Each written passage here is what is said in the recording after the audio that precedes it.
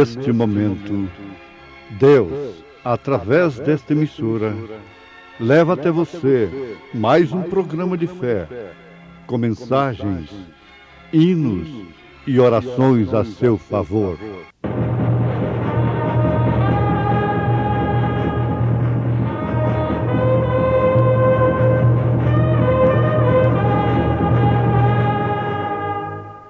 Fé para vencer.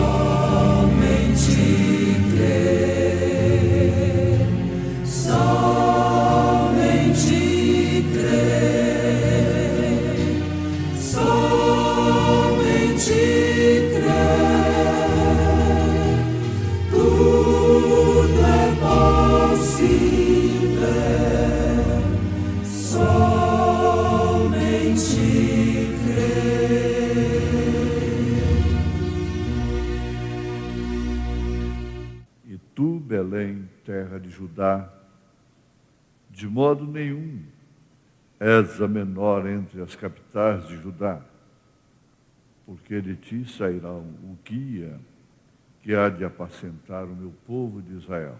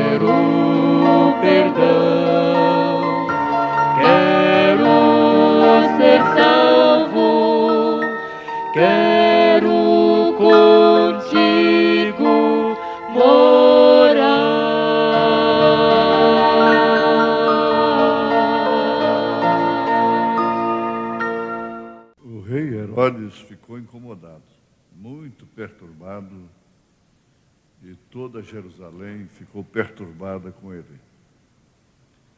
E então ele congregou todos os príncipes dos sacerdotes e os escribas do povo, perguntando-lhes onde havia de nascer o Cristo. Então eles, com o conhecimento que tinham, responderam-lhe: em Belém de Judeia, porque assim está escrito pelo profeta: e tu, Belém, terra de Judá, de modo nenhum és a menor entre as capitais de Judá, porque de ti sairá o guia que há de apacentar o meu povo de Israel.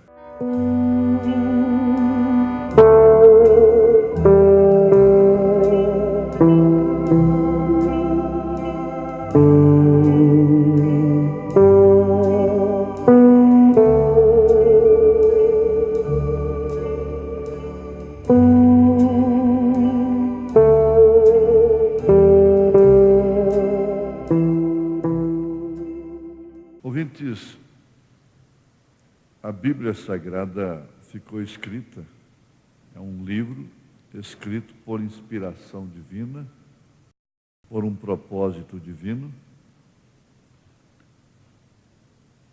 traçando assim a história de um povo especial, que era o povo hebreu. Foram muitas e muitas nações, muitos povos, que desapareceram sem deixar história, anais. Mas este povo tem uma história porque se relaciona com toda a humanidade. E agora nós estamos analisando sobre eventos de Deus que haveriam de acontecer, que deveriam estar acontecendo e que hão de acontecer. Ninguém pode mudar. O plano de Deus nunca é frustrado.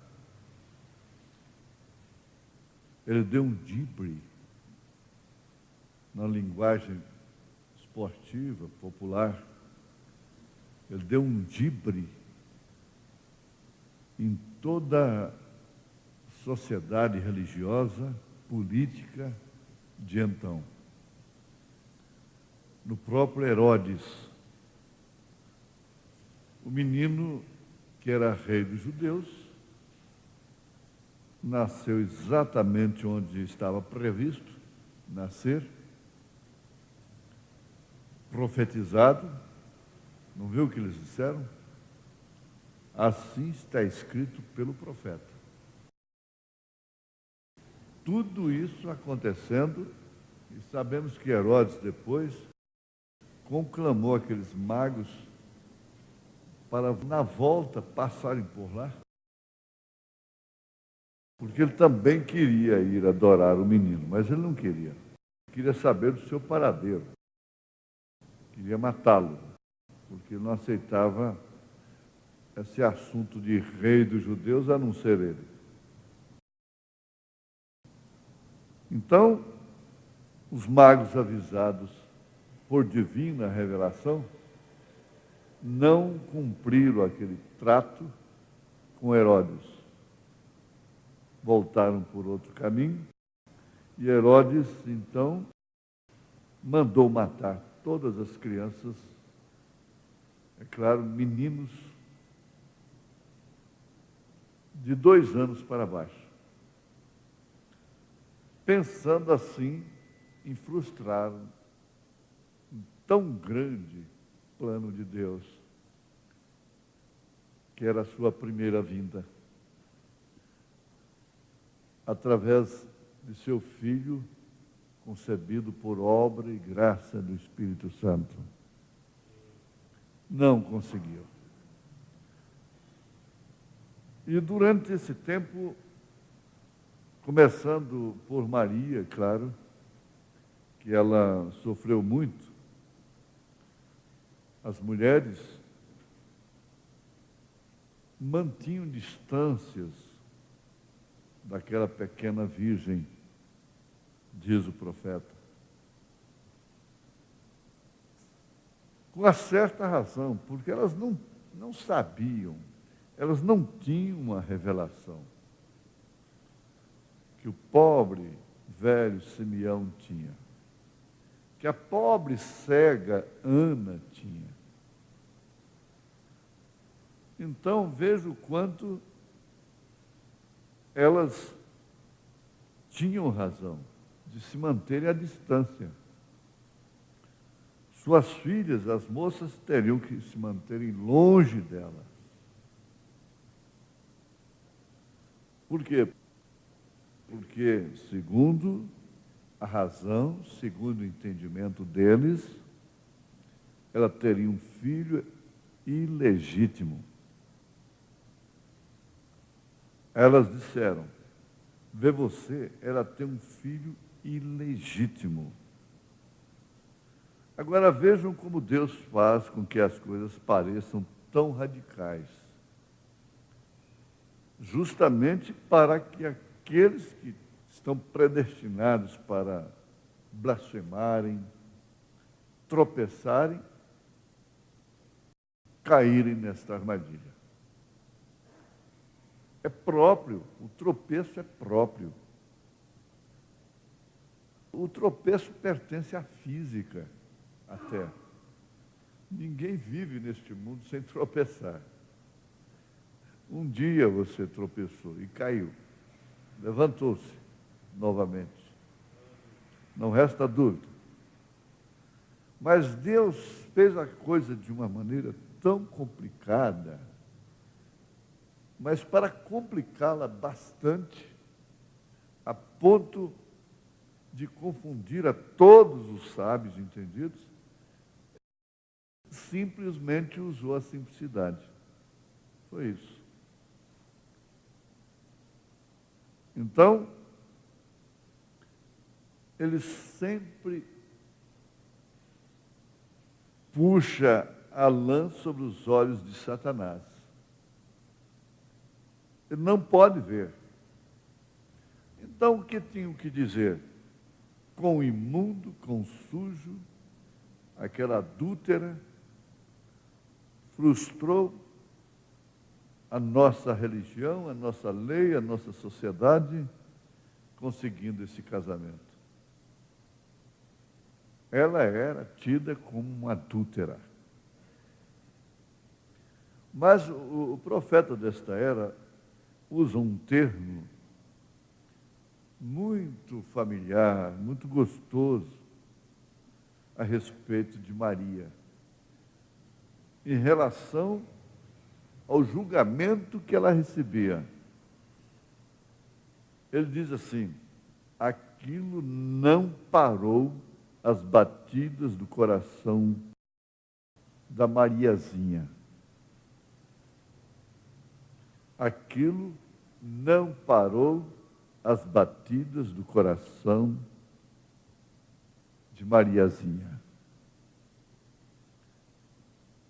Pense você, por coisa muito menor, nós faltamos perder o fôlego, faltamos perder a vida, sofrermos um infarto fulminante, uma coisa assim.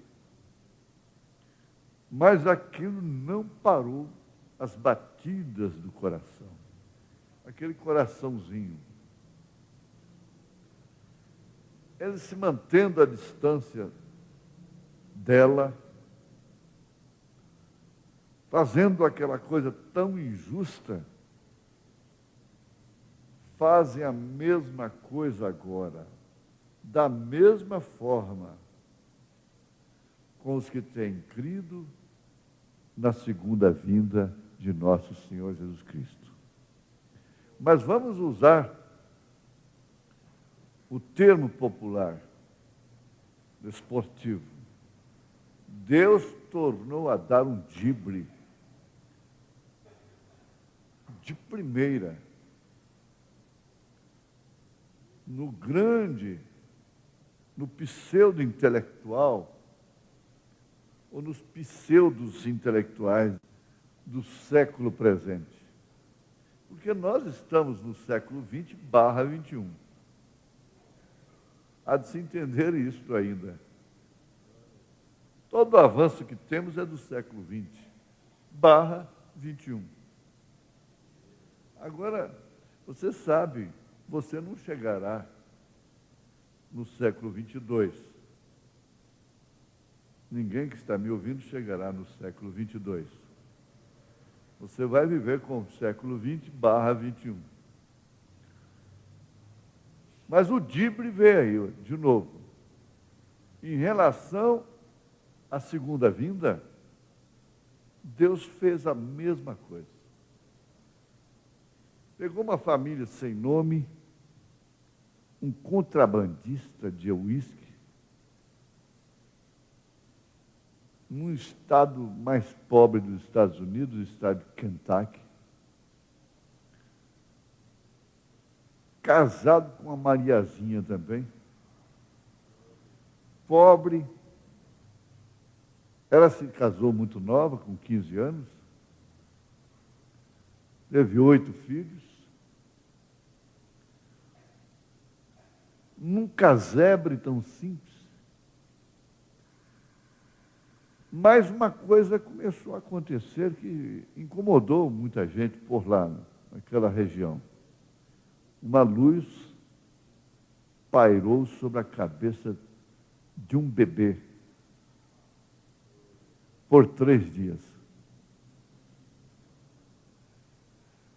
A certa feita, nevando demais, muito frio, um vizinho à distância se preocupou, porque não via fumaça na pobre casinha, no casebre de madeira dos Branas. Ele estava longe. O esposo dela, o pai do irmão Brana, não estava em casa. E ela, então, não tinha lenha para aquecer a casa, a lareira. Quando o vizinho se incomodou, que foi até lá, arrombou a porta, olhando, estava ela ali, tentando aquecer o corpo daquela criança, protegendo, dando o restinho de vida para proteger aquela vida. Que bem-aventurado homem!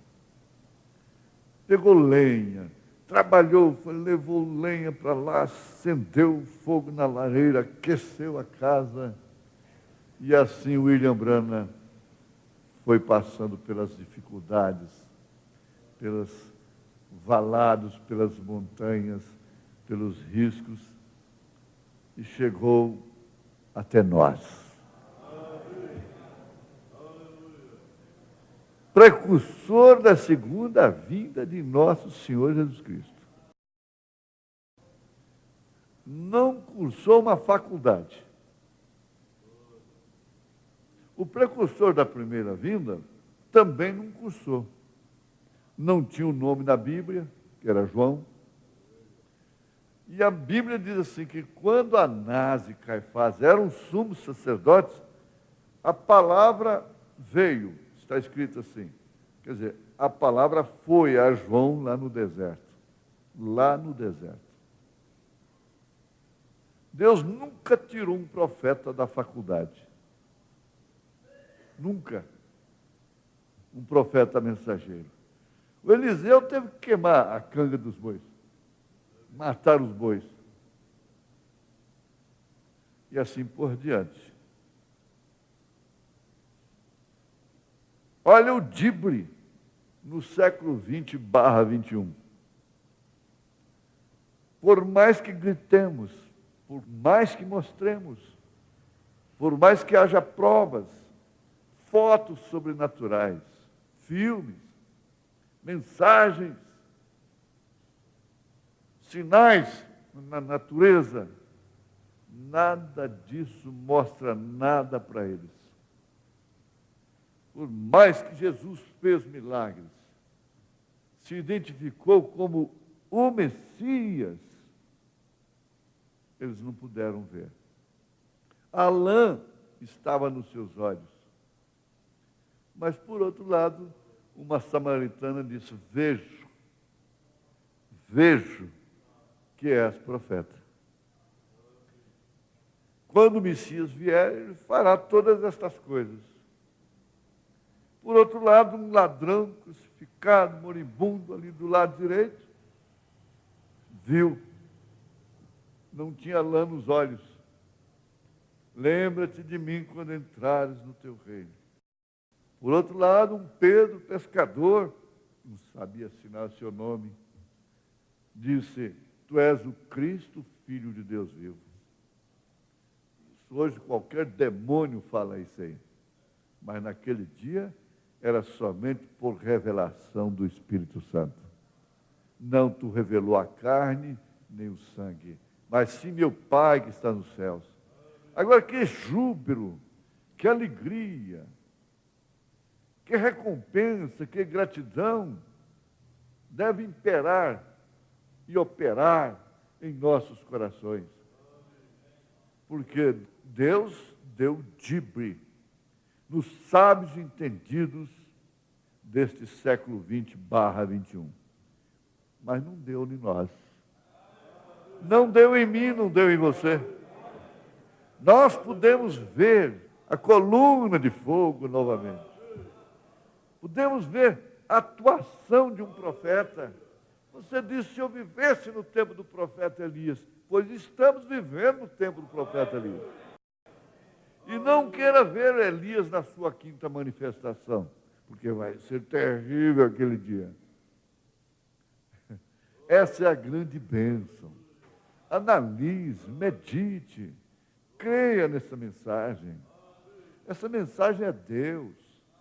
Simplesmente porque ela diz assim: arrependa-te, batiza-te, em nome do Senhor Jesus Cristo, para perdão dos seus pecados, para você receber esse dom do Espírito Santo, que é de ver o arrebatamento. Nós estamos vendo. Aqueles homens disseram para a samaritana: já não é mais pelo teu dito, agora é pelo que vimos, pelo que ouvimos, nós experimentamos também.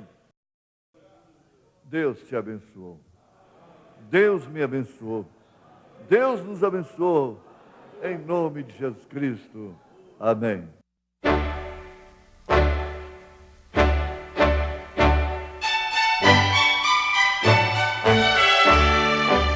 Ouvintes, escreva-nos pela caixa postal de número 15.020, 15020, CEP 74.501-970, Goiânia, Goiás.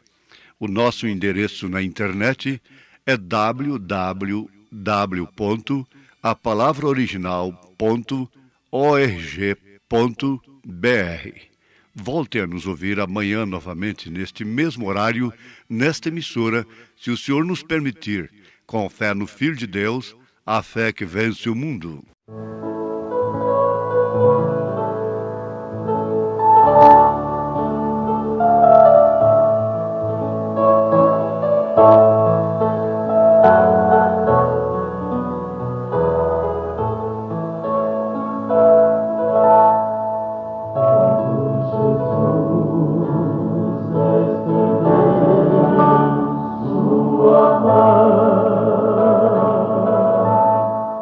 Quando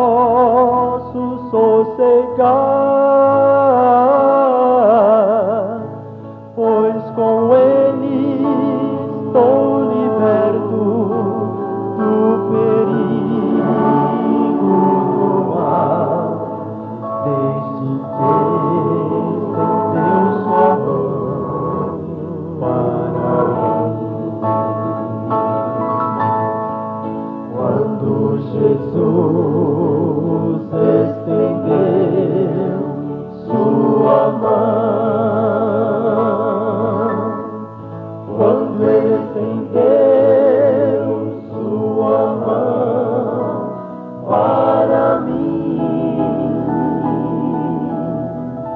Eu era pobre, perdido, sem Deus, sem Jesus, quando ele estendeu sua mão para mim.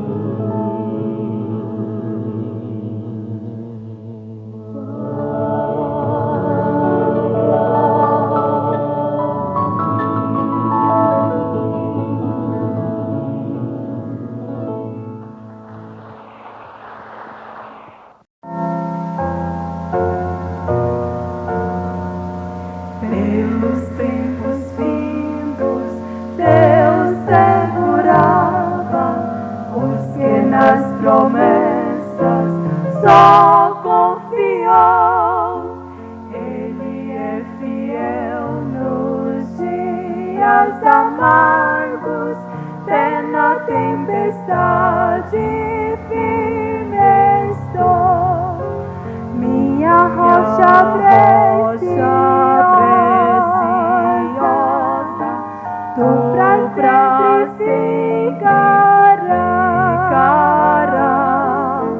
Em ti eu me escondo, pois a onda passará.